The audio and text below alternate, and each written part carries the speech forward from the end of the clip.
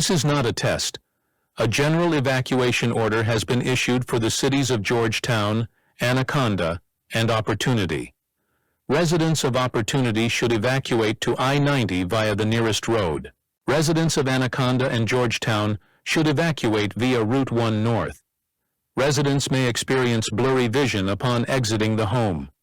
Ignore any oscillations in the color of the sky or environment. It is imperative that all persons exit the area as soon as possible. After 36 hours, exit routes along I-90 and Route 1 will be blocked. Do not sleep until you have passed through a checkpoint. Do not look at the obelisk. Do not look at the sky. You must exit the region of effect as quickly as possible. Digital communications in the area no longer function. If you receive this broadcast, please inform family and neighbors as quickly as possible.